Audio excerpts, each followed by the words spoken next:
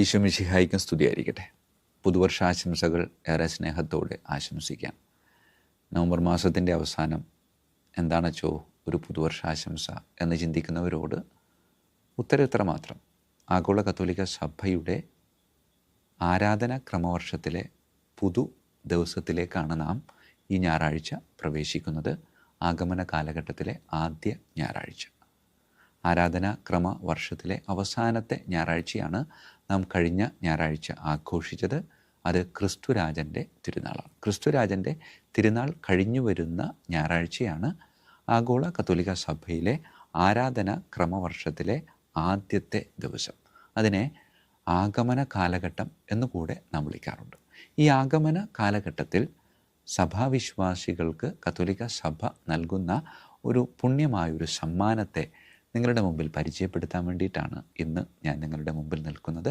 അത് വേറൊന്നുമല്ല, ഏകദേശം 4 തിരികൾ കുത്താവുന്ന ഒരു റീത്ത് ആണ്.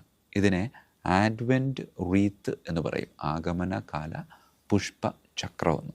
ഒരു ദിവസം ഇടവകയിൽ ഇങ്ങനെ സേവനം ചെയ്തുകൊണ്ടിരിക്കുമ്പോൾ ഈ ആഡ്വെൻറ്റ് റീത്ത് ഒരുക്കുന്നതിനിടയിൽ 5ാം ക്ലാസ്സിൽ പഠിക്കുന്ന ഒരുത്തൻ എൻ്റെ അടുക്കൽ വന്ന് ചോദിച്ച ഒരു ചോദ്യമുണ്ട്. അച്ഛാ, ശരിക്കും ഈ റീത്ത് ക്രിസ്തുമസിന് വെക്കുന്നതിനേക്കാളും നല്ലത് ദുഃഖവെള്ളിയാഴ്ച വെക്കുന്നതല്ല അച്ഛാ? അപ്പോൾ അതിന് കുറച്ചും കൂടി അർത്ഥം ഉണ്ടാവും എന്ന് പറയും.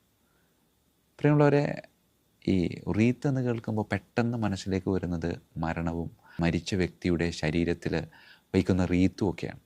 പ്രിയമുള്ളവരെ, മരിച്ച ഒരു വ്യക്തിയുടെ ശരീരത്തിൽ ഈ റീത്ത് സമർപ്പിക്കുമ്പോൾ വിശ്വാസിയായ നാം ഓരോരുത്തരും പ്രഖ്യാപിക്കുന്ന ഒരു കാര്യമുണ്ട്: ഈ വ്യക്തിക്ക് ഒരിക്കലും മരണമില്ല എന്നാണ്. അതായത് റീത്തിൻ്റെ പ്രത്യേകത അറിയാലോ. ഈ വളയത്തിൻ്റെ പ്രത്യേകത എന്ന് വെച്ചാൽ അറ്റമില്ലാത്തതാണ്, അതായത് അവസാനമില്ലാത്തതാണ്. അതുകൊണ്ട് ഓരോ വിശ്വാസിയുടെയും ജീവിതത്തിന് അവസാനമില്ല എന്ന് പ്രഖ്യാപിക്കുകയാണ് മരണപ്പെട്ടവൻ്റെ ശരീരത്തിലേക്ക് ഈ റീത്ത് വെച്ചുകൊണ്ട് നാം ഓരോരുത്തരും ചെയ്യുന്നത്. പലപ്പോഴും അത് നമ്മൾ ഓർക്കാറില്ല. അതുകൊണ്ട് തന്നെ ഈ ആഡ്വെൻറ്റ് റീത്ത് നമുക്ക് നൽകുന്ന സുന്ദരമായ ഒരു ചിന്തയും അതുതന്നെയാണ്. ക്രിസ്തു കേന്ദ്രീകൃതമായി ഒരിക്കലും അസ്തമിക്കാത്ത രീതിയിൽ ക്രിസ്തുവിന് വലയം വെച്ചുകൊണ്ട് നാം ഓരോരുത്തരും ജീവിക്കണം എന്നതാണ് ഈ ആഗമന കാല പുഷ്പചക്രം നമുക്ക് നൽകുന്ന സുന്ദരമായിട്ടുള്ള ഒരു ചിന്ത. പ്രിയമുള്ളവരെ, ആഗമന കാലഘട്ടം ആരംഭിക്കുന്നത് ഡിസംബർ മാസം 1-ാം തീയതിയാണോ എന്ന് ചോദിച്ചാൽ 1-ാം തീയതിയല്ല. ആഗമനകാലം ആരംഭിക്കുന്നത് ക്രിസ്തുമസ് എന്നാണോ, ആ ക്രിസ്തുമസിന് മുമ്പായി നമുക്ക് 4 ഞായറാഴ്ചകളിൽ പ്രാർത്ഥിച്ച് ഒരുങ്ങണം. ക്രിസ്തുമസ് ഞായറാഴ്ചയാണെങ്കിൽ സ്വാഭാവികമാണ് നമുക്ക് നവംബർ മാസം 27-ാം തീയതി നോമ്പ് ആരംഭിക്കേണ്ടതായിട്ട് വരും. അതേസമയം ക്രിസ്തുമസ് തിങ്കളാഴ്ചയാണെങ്കിൽ ഡിസംബർ മാസം 3-ാം തീയതി നോമ്പ് ആരംഭിച്ചാൽ മതി. അപ്പോൾ നോമ്പിൻ്റെ കണക്ക് എന്ന് പറയുന്നത് ക്രിസ്തുമസ് എന്നാണോ അതിനു മുമ്പ് 4 ഞായറാഴ്ചകളിൽ നാം പ്രാർത്ഥിച്ച് ഒരുങ്ങണം. ഈ 4 ഞായറാഴ്ചകൾക്കും കത്തോലിക്ക സഭ ഓരോ പേര് നൽകിയിട്ടുണ്ട്. അതിൽ ആദ്യത്തെ ഞായറാഴ്ചയുടെ പേരാണ് പ്രത്യാശയുടെ ഞായർ. ആ പ്രത്യാശയുടെ ഞായറാഴ്ച നാം തെളിക്കേണ്ട തിരിയുടെ പേരാണ് പ്രവാചക വെളിച്ചം, അല്ലെങ്കിൽ പ്രോഫസി ക്യാൻഡിൽ. ആ ക്യാൻഡിൽ ഏതാണ്ട് ഇതുപോലെ പർപ്പിൾ അല്ലെങ്കിൽ വയലറ്റ് നിറത്തിലുള്ള തിരിയാണ് നാം അതിനു വേണ്ടിയിട്ട് കത്തിക്കാറുള്ളത്. പ്രിയമുള്ളവരെ, നൂറ്റാണ്ടുകൾക്ക് മുമ്പ് പ്രവാചകർ നടത്തിയ പ്രവചനത്തിൻ്റെ ഒരു കാത്തിരിപ്പിനെ പ്രതിനിധാനം ചെയ്യുന്നുണ്ട് ഈ പർപ്പിൾ നിറത്തിലുള്ള ഈ ഒരു തിരി. 2ാമത്തെ ഞായറാഴ്ചയെ നാം വിളിക്കുന്നത് സമാധാനത്തിൻ്റെ ഞായറാഴ്ച എന്നാണ്. ഈ സമാധാനത്തിൻ്റെ ഞായറാഴ്ച നാം തെളിയിക്കാൻ പോകുന്ന തിരി, അതിനെ ബെത്ലഹേം ക്യാൻഡിൽ അല്ലെങ്കിൽ ബെത്ലഹേം തിരി എന്നാണ് നാം ഇതിന് പേര് വിളിക്കുന്നത്. ഈ ബെത്ലഹേം തിരിയെ സമാധാനത്തിൻ്റെ ഒരു തിരിയായിട്ടാണ് നാം ഇതിനെ പ്രഖ്യാപിക്കുന്നത്. 3ാമത്തെ ഞായറാഴ്ചയെ നാം വിളിക്കുന്നത് സന്തോഷത്തിൻ്റെ ഞായറാഴ്ച എന്നാണ്. സന്തോഷത്തിൻ്റെ ഞായറാഴ്ച നാം കത്തിക്കുന്ന തിരിയുടെ പേരാണ് ഇടയ വെളിച്ചം, ഷെപ്പേർഡ് ക്യാൻഡിൽ. ഈ തിരിക്ക് ഒരു പ്രത്യേകത എന്ന് പറയുന്നത് മറ്റ് തിരികളിൽ നിന്നും ഈ തിരിയുടെ നിറം പിങ്ക് കളറാണ്, അല്ലെങ്കിൽ റോസ് കളർ എന്ന് പറയും. ആഗോള കത്തോലിക്ക സഭ വർഷത്തിൽ 2 പ്രാവശ്യം മാത്രമാണ് പുരോഹിതർക്ക് പിങ്ക് നിറത്തിലുള്ള പൂജാവസ്ത്രങ്ങൾ ധരിക്കാനുള്ള അനുവാദം നൽകുന്നത്. അത് ആഗമന കാലഘട്ടത്തിലെ 3-ാമത്തെ ഞായറാഴ്ചയും തപസ് കാലഘട്ടത്തിലെ 4-ാമത്തെ ഞായറാഴ്ചയും. അതുകൊണ്ട് ആഗമന കാലഘട്ടത്തിലെ 3-ാമത്തെ ഞായറാഴ്ചയിൽ നാം ഈ പിങ്ക് അല്ലെങ്കിൽ റോസ് നിറത്തിലുള്ള തിരി തെളിച്ചുകൊണ്ട് സന്തോഷത്തിൻ്റെ ഒരു ഞായറാഴ്ചയായിട്ട് ഇതിനെ പ്രഖ്യാപിക്കുകയാണ്. ഗൗദാത്തെ സൺഡേ എന്നുകൂടെ വിളിക്കാറുണ്ട്.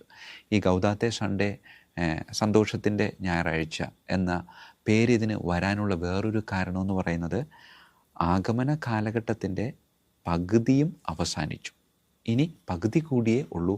അതുകൊണ്ട് സന്തോഷത്തിൻ്റെ ആരംഭം ഇതാ ഉള്ളിൽ ഉദിച്ച് കൊണ്ടിരിക്കുന്നു എന്നതിൻ്റെ ഒരു പ്രതീകം കൂടെയാണ് ഈ ഒരു പിങ്ക് നിറത്തിലുള്ള അല്ലെങ്കിൽ റോസ് നിറത്തിലുള്ള തിരി കത്തിക്കുമ്പോൾ നാം പ്രഘോഷിക്കുന്നത്. 4-ാമത്തെ ഞായറാഴ്ചയെ നാം സ്നേഹത്തിൻ്റെ ഞായറാഴ്ച എന്ന് വിളിക്കുന്നു. അന്ന് കത്തിക്കുന്ന തിരിയുടെ പേരാണ് മാലാഖ വെളിച്ചം അല്ലെങ്കിൽ ഏഞ്ചൽ കാൻഡിൽ. പ്രിയമുള്ളവരെ, ഇങ്ങനെ 4 ഞായറാഴ്ചകൾ, 4 തിരികൾ, 2 നിറത്തിലുള്ളവ കത്തിച്ചുകൊണ്ട് പ്രത്യാശയുടെ, സമാധാനത്തിൻ്റെ, സന്തോഷത്തിൻ്റെ, സ്നേഹത്തിൻ്റെ പ്രതീകമായി ഈ തിരികൾ കത്തിച്ച് നാം ക്രിസ്തുമസിലേക്ക് കടന്നു വരികയാണ്. സാധാരണ 4 തിരികളാണ് കത്തിക്കാറുള്ളത്. എങ്കിലും ചിലയിടങ്ങളിൽ 5-ാമത്തെ ഒരു തിരി കൂടെ കത്തിക്കാറുണ്ട്. വ്യക്തിപരമായിട്ട് 5-ാമത്തെ ഒരു തിരി കത്തിക്കാൻ ആഗ്രഹിക്കുന്ന ഒരു വ്യക്തിയാണ് ഞാൻ. 5-ാമത്തെ തിരി എപ്പോഴും വെള്ള നിറത്തിലുള്ള ഒരു തിരിയായിരിക്കും. അത് ഇങ്ങനെ ഈ റീത്തിൻ്റെ മധ്യഭാഗത്ത് സ്ഥാപിച്ചുകൊണ്ട് ക്രിസ്തുമസിൻ്റെ അന്ന് ഇത് തെളിയിക്കുകയാണ്. അത് വേറൊന്നുമല്ല, ക്രിസ്തു വെളിച്ചമാണ്. അങ്ങനെ ക്രിസ്തുവാകുന്ന വെളിച്ചത്തെ ചുറ്റിപ്പറ്റി ജീവിച്ച് ആസ്വദിക്കേണ്ടതാണ് ഒരു ക്രിസ്തു ശിഷ്യൻ്റെ അല്ലെങ്കിൽ ഒരു ക്രിസ്ത്യാനിയുടെ ജീവിതമെന്ന് ഈ ആഡ്വെൻറ്റ് റീത്ത് നമ്മെ ഓരോരുത്തരെയും പഠിപ്പിക്കുന്നുണ്ട്. അതുകൊണ്ട് പ്രിയമുള്ളവരെ, ക്രിസ്തുവിനെ എൻ്റെ എല്ലാത്തിൻ്റെയും കേന്ദ്രമാക്കി പ്രതിഷ്ഠിച്ചുകൊണ്ട് അതിനെ ചുറ്റിപ്പറ്റി ജീവിതം ആസ്വദിക്കാനായിട്ട് നമുക്ക് പരിശ്രമിക്കാം. ദൈവം നമ്മെ ഓരോരുത്തരെയും അനുഗ്രഹിക്കട്ടെ. ഈശോ മിശിഹായിക്കും സ്തുതിയായിരിക്കട്ടെ.